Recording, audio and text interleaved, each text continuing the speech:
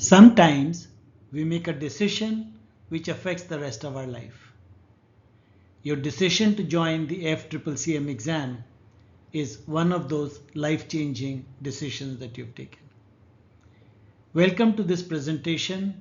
I am Dr. P.K. Jain, Chairman of the Critical Care Education Foundation, and I will take you through the journey of what this exam is all about and how you need to prepare for it. The journey started in 2002 when we started the Indo-Australian Critical Care Training Program with the help of friends from Australia, George Morgan, Bala Venkatesh and Chris Joyce. You must have heard people say that in order to be fair in an exam, everyone must be given the same test. So if all the animals in the jungle were told to climb the tree, the monkey would be happy and you can see that he's elated, but it is unfair for the rhinoceros, the elephant, the crocodile and everyone, because it is not a reflection of their talent. If you judge a fish by its ability to climb a tree, it will live its whole life believing it's stupid. Actually, the test is stupid. The fish should not be evaluated the same way as you would evaluate a monkey. That is why our critical care exam has various components. You have the theory or written component, which consists of 2 papers of 100 questions each.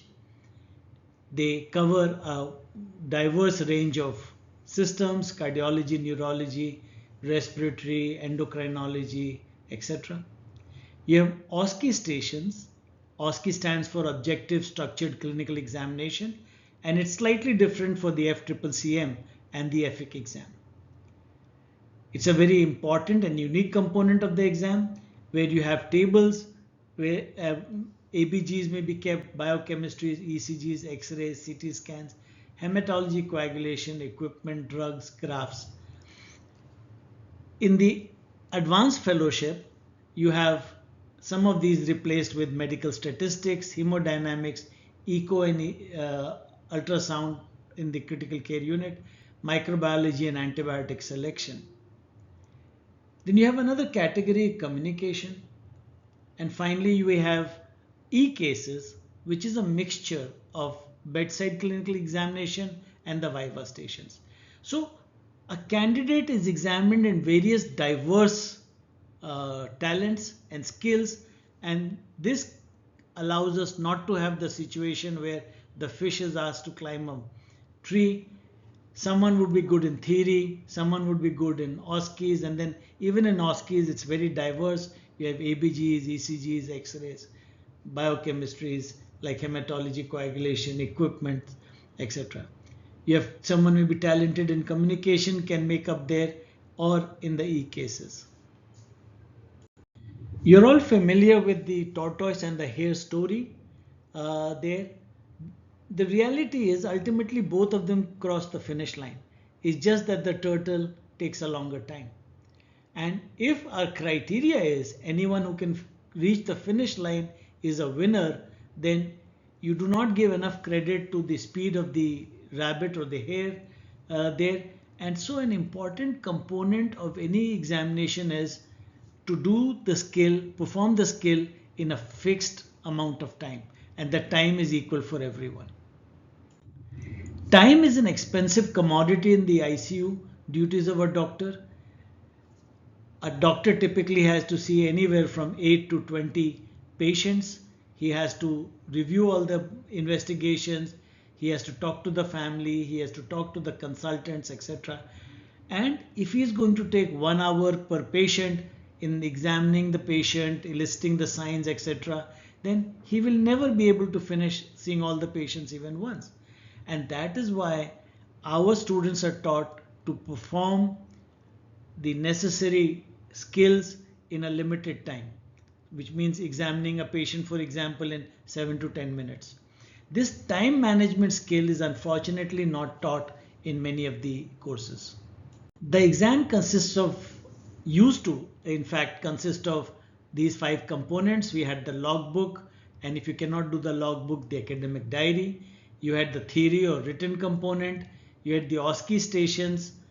You had just 6 stations at that time. You had clinical examination. In the FCCCM, you had 1 to 2 cases, and you had 4 viva stations. But this is now changed. The clinical cases, or the hot cases they're popularly known, and the vivas, totaling about 40% of the weightage, have now been removed from the examination from this year onwards. In their place, we have communication worth 10% of the weightage and e-cases, of which in the FCCCM exam you will get 1 long e-case and 2 short e-cases. The long e-case of 30 minutes and the short e-cases of 15 minutes each, and a total weightage for e-cases is 30%. So totally 40% was taken out, 40% has been replaced in the new exam from 2024 onwards. The logbook is a very important component of this examination. The FCCCM and the AFIC, the Advanced Fellowship in Intensive Care, and we will be dealing with this in details in a separate lecture. Just some words of advice. The logbook is very important. Do not delay making your logbook till the last minute. Try to finish it in the first 6 to 8 months so that you have time to read. Logbook must reach the college at least 2 months before the expected exam dates, and the full logbook must be sent not physically but on a pen drive to the college, and also transferred using transfer websites like vtransfer.com. Put your best efforts in the logbook and try to get 100% marks, so that is 10 out of 10, because it reflects you and your performance throughout the year.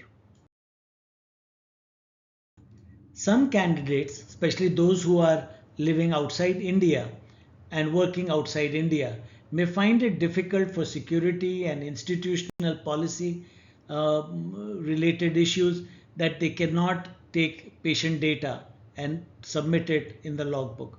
For them, an alternative is the academic diary. This too is dealt with in detail in the separate lecture linked with the logbook, so you can go there.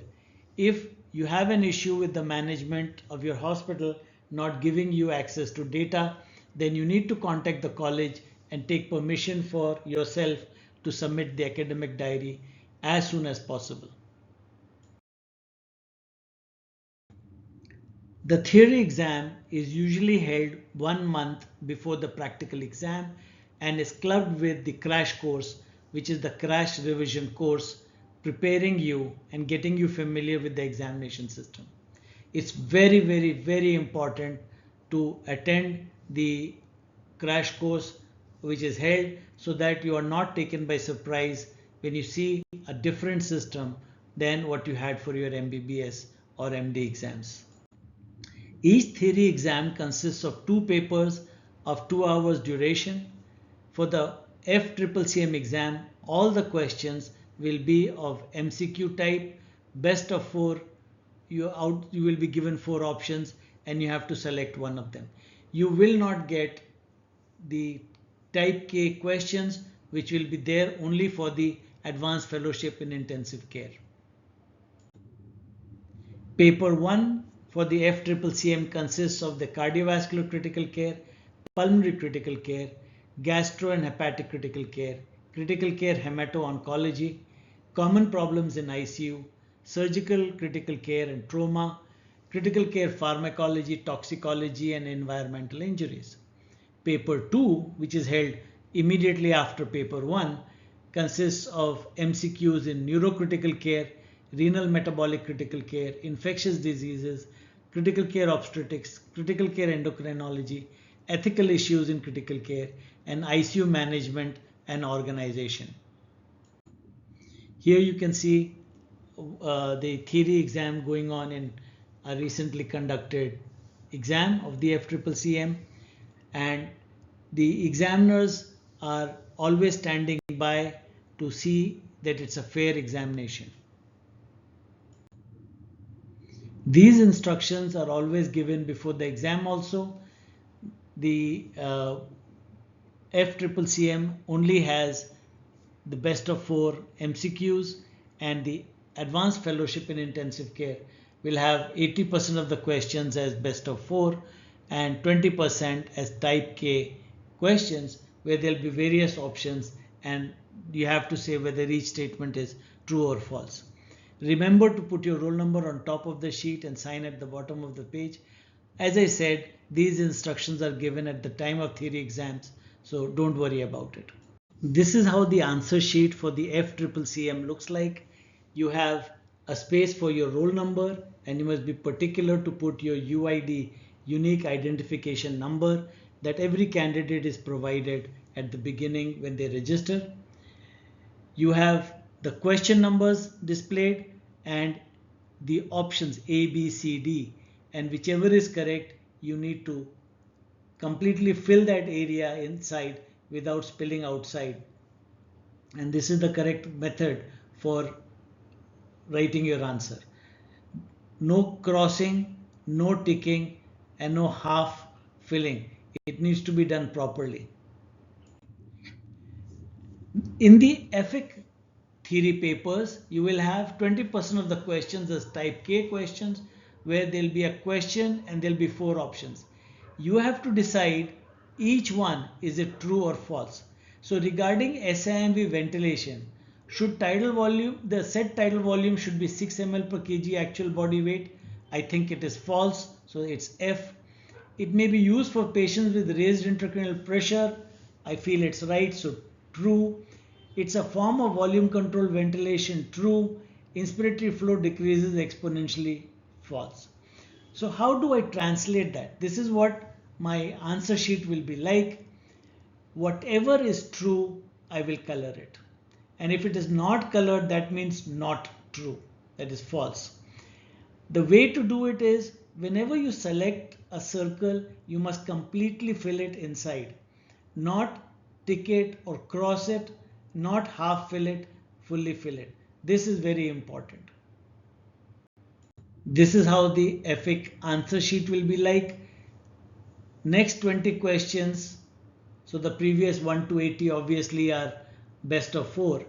The next 20 questions, 81 to 100, are type K questions, and they will be like this. Instead of A, B, C, D option, they'll all be true, true, true, true.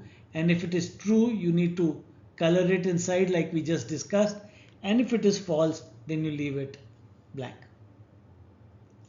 This just shows you how a typical answer sheet would look like, where wherever it is true, it will be colored, and if it is false, not true.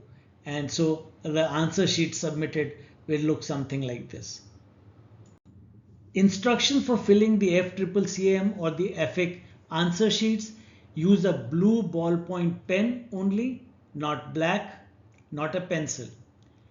Darken the bubble completely, like you see here. Don't put a tick mark or a cross mark. Half-filled and overfilled bubbles will not be read by the software. Never use a pencil. Never use a whitener to correct your mistake. So be very careful before you mark. Writing on the answer sheet is not permitted, so you cannot write this is correct, made an error, whatever. And do not fold the sheet, which is called an OMR sheet. Let us try to understand the objective structured clinical examination component, or the OSCE component. In the OSCE hall, you will be examined on various stations: ABG station, biochemistry, ECG, hematology, drugs, equipment, graphs, etc. For the FCCCM, you will have 9 active stations. An active station is one in which you have a question set in front of you. You get 2 minutes to read, 10 minutes to write. Very important that, and I will stress that again, why the 2 minutes you shouldn't write and it's only to read and plan. and then 10 minutes to actually write your answer. We will also look at how you should answer there. The rest station is where you get 12 minutes to just relax.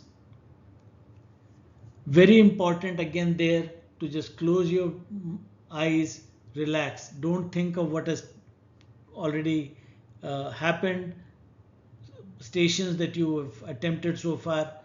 Don't think about what stations are going to come next or in front of you and get exhausted mentally. This is where you meditate and relax and be fresh for the next set of OSCEs. In the EFIC exams, you also have an OSCE component which is very, very important, but there are certain differences. Instead of 9, you have 10 active stations and the stations are different. Apart from ABG, biochemistry and ECG, which are common to FCCCM and EFIC, and the X-rays and CTs which are common, the different ones now will be microbiology and antibiotics, hemodynamic interpretation, medical statistics and problem solving, 2D echo and bedside ultrasound, ventilator and other graphs. Again, you will have rest stations. Again, 2 minutes to read, 10 minutes to write. The X-rays and CTs for the FCCCM will be projected, and for the EFIC, the X-rays, CTs, 2D echoes, etc. will be projected. So you will not have 2 minutes to read, 10 minutes to write. Straight you will have 3 minutes per question, and there will be 4 questions per component. So there will be 4 X-rays, 4 CT scans, 4 echoes and ultrasounds, etc. This is another exam where the X-rays are being projected. Sometimes the room has to be made dark, sometimes there is enough light there, but invariably the examiners check that you can see your answer sheets and you can write down. 3 minutes you get, and then the slide changes automatically. You cannot go back to a previous X-ray or CT. This slide shows you 2 popular formats for the OSCE stations. There may be a big table, single table, and then you move around it, or there may be individual tables and you move clockwise or anti-clockwise as the examiner or the chief examiner decides and has set the papers. When you're writing the OSCE stations, supervisors, senior examiners are there constantly watching you, plus the whole session is video recorded, so any cheating is not tolerated. These are 2 photographs showing candidates at the rest station. Please just relax. Close your eyes. Don't think about the past. Don't think about the future. Be in the here and now. Most important, do not write. I stressed at the beginning of this presentation that timing is very, very unique component of this exam, the FCCCM exam and the EFIC exam. To be fair, every candidate gets exactly the same time, not a second more, not a second less. And therefore, timekeepers are always there, and when they ring the bell, that's the end. So whether I'm in the middle of a sentence or you're in the middle of writing, the moment the bell rings, pen down.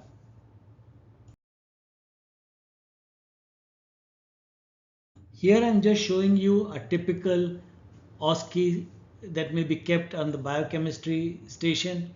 A 67-year-old woman with long-standing diabetes is admitted for atypical chest pain and breathlessness. ECG shows sinus rhythm. Following is a blood report. What is the most likely diagnosis based on this biochemistry? 13 marks. Give 3 reasons to support your diagnosis based on this report, 12 marks.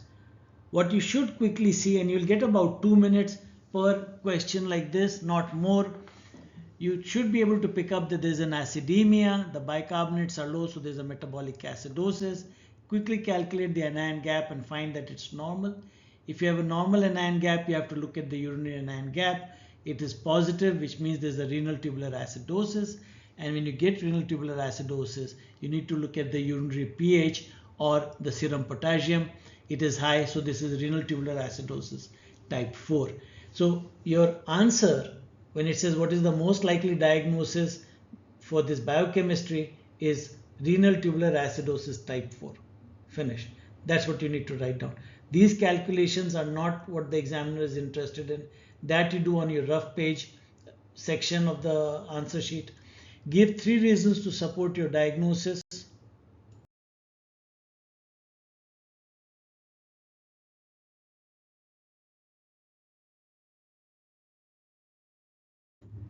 The 3 reasons I would give is there's a normal anion gap metabolic acidosis, she's a diabetic with hyperkalemia, and there's a positive urinary anion gap. 3 very solid reasons for diagnosing renal tubular acidosis type 4. If you're getting apprehensive, trust me, most of you after 6 months of training will be able to answer this in a minute or so. Another example of a biochemistry OSCE could be a middle-aged man suffering from cardiac arrest intraoperatively during an elective thoracotomy for a bronchial carcinoma. He required internal cardiac massage for 20 minutes before restoration of circulation. He was given adrenaline, calcium, soda bicarb, and lots of fluid during resuscitation. His plasma biochemistry at 12 hours and 72 hours are given here. And the question is, suggest 2 reasons for the low bicarbonate in the initial biochemistry. Well, bicarbonates are low, so there's a metabolic acidosis.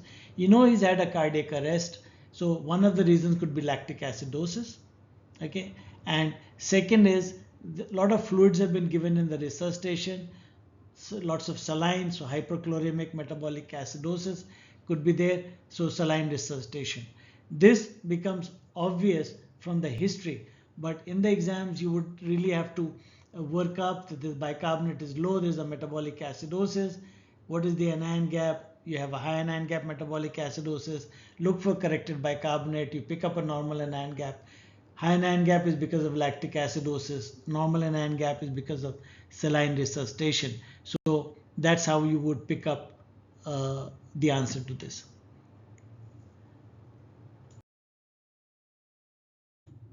But the examiner is only interested in 2 reasons for the low bicarbonate. He doesn't want your calculations or how you arrived at it. So you would say high anion gap metabolic acidosis due to lactic acidosis and normal anion gap metabolic acid due to saline resuscitation. Now the second question is, what is the most likely reason for hypernatremia at 72 hours?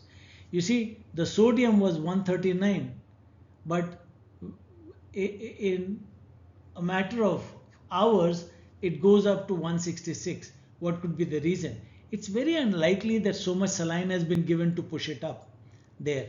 And so looking at the background, the history, etc., most likely reason is the diabetes insipidus and with the possibility of brain death. Let us understand the logic behind 2 minutes to read first and then 10 minutes to write. Suppose you're at the ECG station and you've got 4 ECGs in front of you. You didn't get 2 minutes to read, so you started writing. You took the first ECG, you spent 4 minutes on it, you didn't really understand it, and so probably because you didn't understand it, you will get 3 out of 25 marks hypothetically. You come to the next one, you've never seen an ECG like this. In all probability, you're not going to get any marks. You score 0, and again you spend 4 minutes. So out of the 10 minutes, 8 minutes have already gone. You come to the third ECG, you know it fairly okay. You attempt it, you get 10 out of 25, but your time is up, 10 minutes. You did not get time to attempt the fourth one, which you knew very well, and you could have really answered it. So you get 0 because you didn't. The total score is 3 plus 0 plus 10, 13. So you get 13 out of 100 and you fail this OSCE station. Now let's look at an alternate scenario. You got 2 minutes to read. You saw these 4 ECGs and you said, first one I don't know. Second, I've never seen it. Third, I know a little bit. Fourth, of course, I know what it is. So when the 2 minutes are over and you start writing, you first attempt the fourth one, get 25 out of 25. Then go to the second one which you're more confident with, you get 20 out of 25. Then you attempt the first one, which is lesser of the evil, because the second one you have never seen and you're going to get 0. So you get 10 marks on the first one, and the time is up. Now let's see how many marks you got. 10 plus 20, 30, plus 25, 55. Instead of 13 out of 100, you got 55 out of 100, which is more than 50, so you pass this station. That is the importance of 2 minutes to read, decide which one you know, decide which one you don't know, and figure the order in which you will write the answer.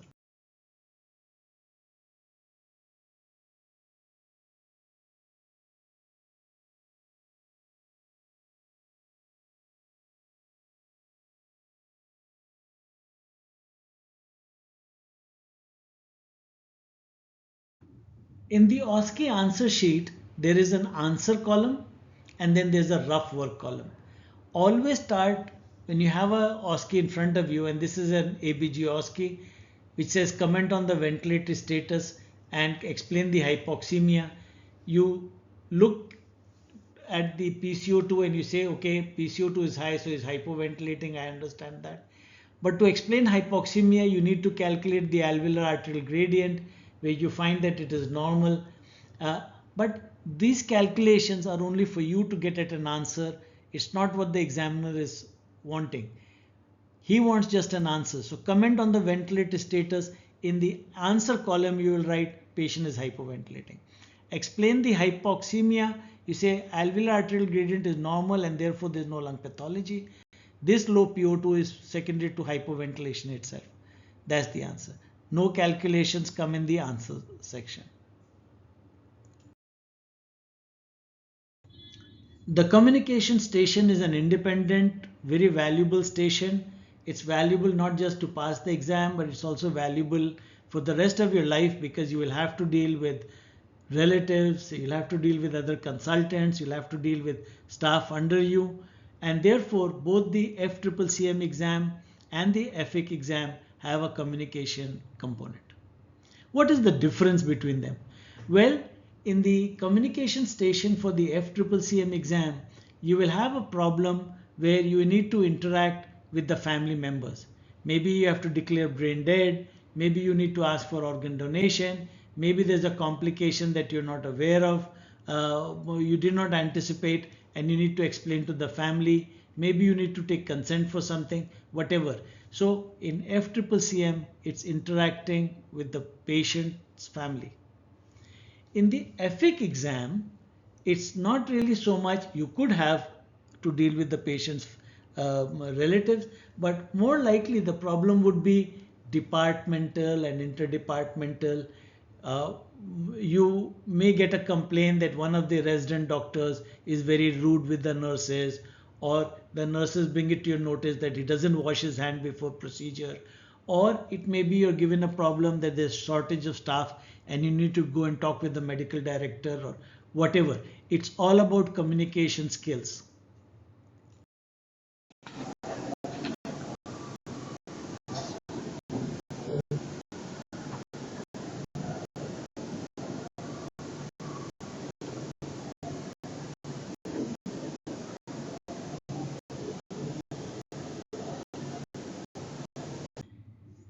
At the start of the communication station, the scenario is given to you. You get 2 minutes to prepare the situation, understand the situation, plan a strategy.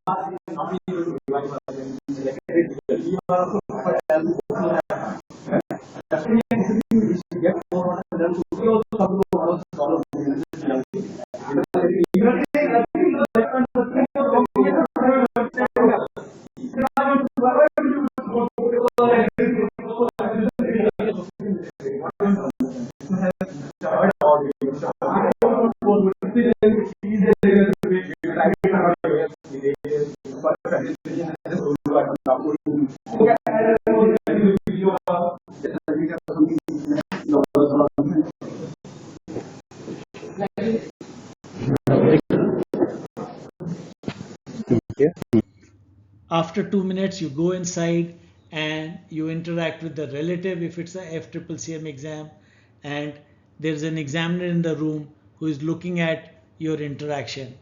The key things that they look for is, are you being honest? Are you making false promises? Are you empathic with the relatives? Are you presenting yourself professionally, etc.?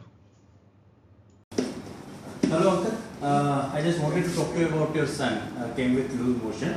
See, while doing the procedure, he had complication. What procedure? Central line. We wanted to do it for the give IV fluids and everything. We have put the procedure, done the procedure, put the central line. But meanwhile, during the procedure, he had cardiac arrest. His heart stopped working. So, but fortunately, everybody was around, so we could have saved him. And present patient is unconscious, but meanwhile for the time being we needed to put him on ventilator. He is unconscious. He is unconscious, but otherwise he is alright now. He will be alright. From tomorrow morning he will be alright. Don't worry. 100%. He will be alright. I want 100%. He will be alright. Don't worry. Okay. He will be. These are actually videos that were recorded in a controlled environment. But it's all about, I can't show you the videos here, but they're about making false promises. You have a person who's brain dead, you start explaining to him, and the family as usual comes and says, he's going to be okay na? And you say, yeah, he'll be okay tomorrow, day after. Now that's a false promise, because you know he's brain dead, he's not going to come out of it. Never be lured into making false promises. Come in. Hello, excuse me. See, it's very bad news from our side. Actually, patient is not doing well. He became very serious and we intubated, ventilated him. And we tried our level, we were trying our level, the chances are very less. And I'm very sorry. What? I'm very sorry that. Excuse me. Listen to me, ma'am. No, you listen to us. He is no more right now. What nonsense? What nonsense? He is for discharge in half an hour. We were told discharge papers are being made now. We are just waiting. Patient donation now. No, we are with Sanjay. Oh. Sorry. Communication exercises are actually held during a physical orientation program, but because some of you couldn't attend it, this is the second best thing, understanding what happens. Here in this video, it's the doctor is in a rush, he comes in, he meets the first relative and assumes that they are relatives of the patient and tells them that the patient is expired. And it turns out the story is that they were just waiting for the discharge summary and the patient was quite well, and the doctor realizes he's speaking to the wrong relatives. So these are all things that I have told you in the past, the golden rule of critical care. One of them is assume nothing, trust no one. So you can't assume the relatives are related. You need to ask them what is their name, what is the name of the family member they're sitting out with, confirm that first and then talk to them. Hello, uncle. I just wanted to talk to you regarding your son admitted with loose motion, right? See, we were doing one procedure, central line, so need to be given for the IV fluids and everything. While doing the procedure, he had cardiac arrest, heart stopped working. Listen to me, but fortunately everybody was around there, na? So we could have survived him. He is present, okay. He is unconscious right now. Unconscious? It took approximately 15 minutes for us to save him. He is unconscious, and for time being we needed to put him on ventilator. So why was this done? Why was it? It is needed for IV fluids. I was not told. I will not agree for this to be done. He just said loose motion. They said they'll give fluid. He'll be alright. Tomorrow I can take him home. No, but during the procedure it has happened. It doesn't happen for each and every patient. Sometimes it occurs. Who did this? I have not done this. One of my colleagues has done this. What? Why he doesn't come and talk to me? Why are you coming and talking to me? He did the procedure, then let him come and talk to me. I'll tell him to come. Another common mistake in communication is not taking responsibility. The scenario was that a patient who came in with gastroenteritis needed a central line. While inserting the central line, he had a pneumothorax, cardiac arrest, and required cardiopulmonary resuscitation. He is now on the ventilator with fixed dilated pupils, and you need to tell the relatives. But when you go in and the family asks, who put in the central line, you say, not me, my colleague did that. And that's not taking responsibility, because the next question the family will ask is, then why is that doctor not decent enough to come and speak to me? Why is he sent to you? So scenarios like this you need to be prepared for. And all these are taught during the orientation physically. 76-year-old gentleman, a known case of COPD, has come to the ICU with acute exacerbation. He has had repeated admissions to the hospital for the same, and 1 month back also he was put on the ventilator. Patient needs a ventilator and you need to talk to the relatives. Good morning, Uncle. Good morning. I'm Dr. Vivek Bakshi. May I know what's your name? I'm Jain. Okay. You are with. I'm with Ramesh. Okay. I would like to talk to you with regarding your patient's condition. See, how you are related to the patient? He's my father. He's your father. Okay. Please tell me, what do you know about your father's condition and disease? My father has been otherwise healthy. He's been a very heavy smoker, and he has what doctors were telling, bronchitis, a lot of coughing, and he's of late he was not able to walk well, and he would get breathless on walking, and that's about it. He's got little blood pressure, little diabetes. He doesn't take his medicine well. He still smokes. See, the things are, the smoking and everything, his lungs are totally damaged. Okay, because see, these last few months he had multiple admissions in the hospitals, in the ICU. He required ventilator support at the time. Okay, so here again condition is not good overall. Okay, he is very breathless. He may require intubation ventilator support at any time. Okay, he is at present on backup support, which is a non-invasive ventilator support. Okay, but thing is, whether to decide, let's see, this is not anything right or wrong. Okay, patient's condition is not good and he requires ventilator support. But here, being a son, you need to decide what we are going to achieve with all these things. See, we need to think about, we are really concerned for the patients. So that's why I am talking to you. See, the patient's condition is not good. So sometimes, patient might have told you that, see son, these are my wishes and I don't want to go again to the hospital. Some good examples are also shown of how you handle relatives and how you talk to them, and you encourage them to participate in the decision making. All of you will have received your academic ID cards, and these cards have your number, which is a academic ID number. They are also your roll number in the exams, so you need to always carry them for any program, whether it's orientation or it's crash course or it's theory exam or your practical exam. This must always be with you. From this year, the hot cases and the vivas have been amalgamated or brought together into e-cases, where you will be at a table, you will be given all the information, you'll be given paper and pen to make your notes, and then after a fixed time, you will then go to the table where the examiners are sitting, and they will lead you through the discussion on e-cases. For FCCCM, you will have one long e-case of 30 minutes and two short e-cases of 15 minutes. The FCCCM exam and the FIC exams are exams where the examiners treat you like colleagues. It's a very friendly environment. You have water that you can drink, the case scenarios, your notes you are allowed to keep in front of you while discussing, etc. The important thing is just be yourself and don't get very anxious, don't get nervous there. Do as you would in everyday life. Once the exams are over, the practical exams, all the examiners sit in a room and they evaluate your marks. The exam marks are re-examined by another set of examiners so that errors are minimized. The marks are all tabulated in an Excel sheet, and even the examiners don't have access to it. Only the chief examiner has access to it.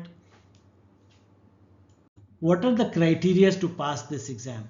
In order to pass this exam, you must secure 50 or more marks out of 100. You must pass in all the sections, or at least in 3 out of the 4 sections, which means you're allowed to fail one section. But in E cases, it should not be a horrible failure. It should be at least somewhere around 33% marks you should get. And anyone who fails 2 sections fails the whole exam, irrespective of if your total is 60% or 70% marks. If you fail in 2 sections, you are failed. Let's try to interpret the results of this candidate. First candidate, he's got 64.79% marks out of 100, so more than 50. He passes by this criteria. He's passed in the cases, passed in the theory, passed in the OSCEs, passed in the vivas. So he's not failed anywhere. He is a clear pass. This candidate has got more than 50% marks in total, so 57.74. He's passed cases, he's failed the theory, passed OSCEs and vivas. So he's just failed in one section, which is allowed, but the overall marks are more than 50, so he passes 2. This candidate has got more than 50% total marks, so 55.45, passes by this criteria, but he's passed his cases, failed the theory, failed the OSCEs, passed the viva. This candidate, though he's got more than 50% marks, has failed 2 sections, so is declared fail. I hope that gave you an idea of how the examiners declare pass or fail. It's very transparent and all the examiners can actually see the results being declared. Then there are envelopes saying that you have passed, you have failed, which are pre-prepared. And in fact, every candidate has 2 letters, one saying you have passed, one saying you have failed. If he passes, the fail letter is torn. If it says he's failed, the pass letter is torn, etc. That's how the dynamics and the working of the examiners is, so that we can declare the result quickly. Everyone is distributed these sealed envelopes, and you open them up on your own, and you have a look at it, and you know what your results are. We don't use the word fail and pass actually, but we use the words successful and unsuccessful at this attempt. So you may be unsuccessful this year, next year you'll be successful. For that matter, next year you may top the exam. So the other important thing is that a time is declared later on where you can speak with the examiner about your performance.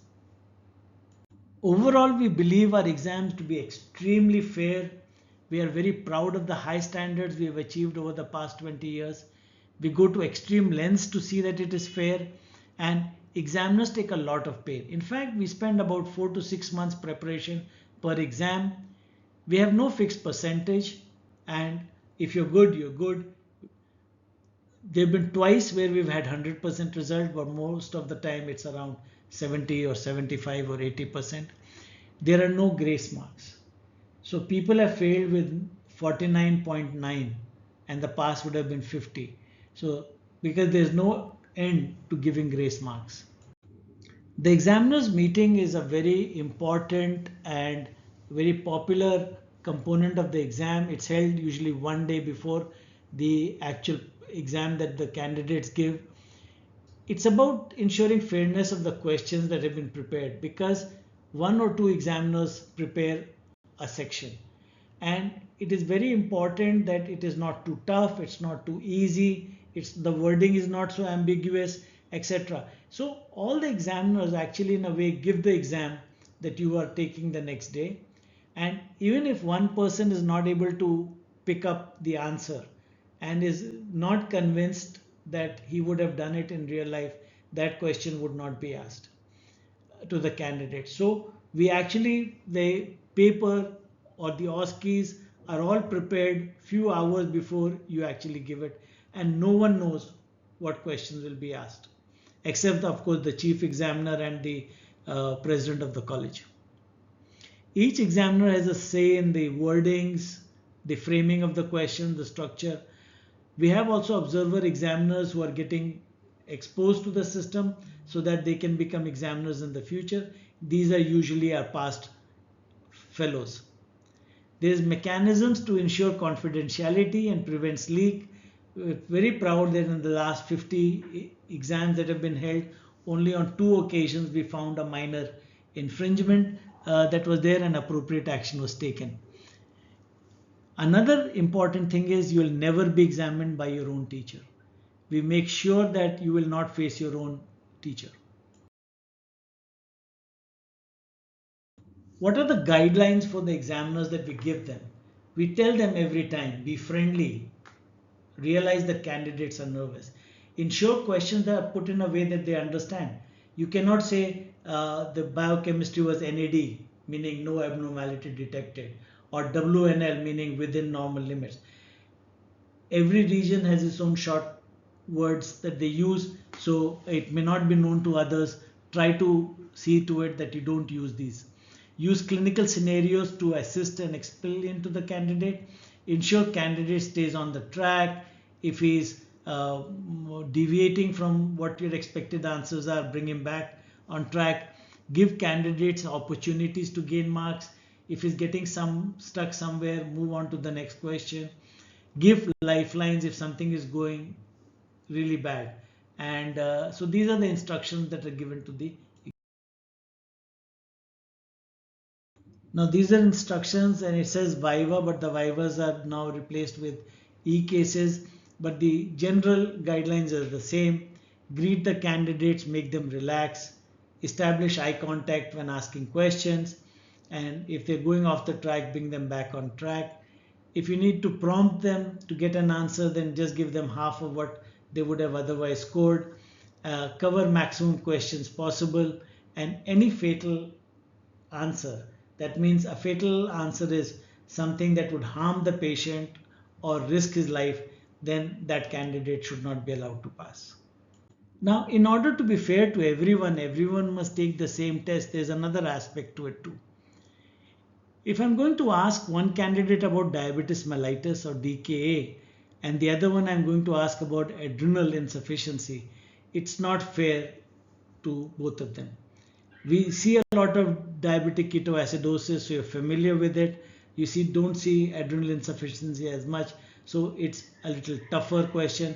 So in order to be fair and ask the same type of questions, we need to quarantine the candidates before and after the exam so that those who have not given the exam yet do not come to know about what the questions will be asked. Here you can see one of the past exams where the candidate, this is the pre-quarantine area, and you can make out it's pre-quarantine because they're so busy reading. Last minute they're reading. And I will share with you as you train that the best thing that you can do before an exam is not to study at that time. Just relax and so that your mind can recall the answers. I hope in this picture you can identify some of your examiners. There are in fact 2 of your examiners here when they were students. So it's up to you to pick up the answer. These are successful candidates in one of the first exams where we started with these gowns. They're waiting for the ceremony to take place. This is part of the ceremony where the examiners are lined up and they clap for the successful candidates, and the successful candidates come and shake hands with all the examiners. Here you can see the candidates who are successful in the black gowns shaking hands with their teachers and examiners. Candidates who rank first, second and third get to address the rest of the students and the teachers and the examiners and give their viewpoints of how they found the exams. Again, this is part of the ceremony where the successful 3 top candidates cut cakes, and you can see the medals around them, the gold, silver and bronze medal. And these are precious photographs of all the successful candidates in a batch and a successful journey completed by our candidates and who have made a lot of friends amongst each other. In the FCCCM exams, there are certain medals and awards. The person standing first or overall gets the J.D. Sonawala Award and Gold Medal. The silver medal is known as the Chairman's Silver Medal for standing second overall in the FCCCM exam, and Dr. Ankur Gupta Award and Bronze Medal for standing third overall. In the AFIC, the Advanced Fellowship in Intensive Care Awards, you have the topper standing first gets the Professor Dr. P.K. Jain Award and Gold Medal. The second person gets the Professor Dr. Meeta Mehta Award and Silver Medal, and the person coming third gets the Bronze Medal in the EFIC exam. Other exams in the FCCCM is the Bala Subramanian Venkatesh Award. Bala Venkatesh is the past president of Australian College of Critical Care Medicine, or the JFICM, and was very instrumental in starting these exams in India. We have the Aditi Jain Award for standing first in the E-cases and the Kunt Prabha Jain Award for standing first in theory at the FCCCM exam. In the EFIC exams, you have the Dr. Anurag Mahajan Award for standing first in or highest in OSCEs. You have the Aditi Jain Award for standing first or highest in the E-cases, and Dr. Sumer Chand Jain Award for standing first in theory. Overall, lots of medals and awards are given away at the convocation. They are a reminder of your outstanding performance. They help you display them in your hospital and for other people to realize where you stand nationally. One of our students getting the J.D. Sonawala Gold Medal, receiving the Bala Venkatesh Award. Historical photograph now 2 decades ago where Dr. Meeta Mehta stood first, and she is a student here, and her journey has been fantastic. She is from student to president of the college and giving back to the community. That's what the College of Critical Care and the Critical Care Education Foundation is all about. Everyone puts in efforts to train you in the hope that you will in return train other people, and so this cycle goes on. Successful candidates throwing their caps. The FCCCM exam and the EFIC exams are life-changing exams. These 2 years that you spend learning, first 1 year for the FCCCM and second for the Advanced Fellowship exam, will change you in ways that you may not immediately recognize. But when you are out in the ICU and you can make a diagnosis quicker than your colleagues, you can make a diagnosis where people have missed, you will save lives, and we will be very, very proud of your achievement. We hope that passing the Advanced Fellowship is not the end of our relationship. We believe it's the beginning, and we all look upon each one of you as an ambassador of the College of Critical Care Medicine. We'd like you to stay in touch there. If you have problems, then you're free to consult with your teachers or on WhatsApp group, etc. So you're beginning your journey now, and I hope I've given you an overview of what to expect in the next 2 years.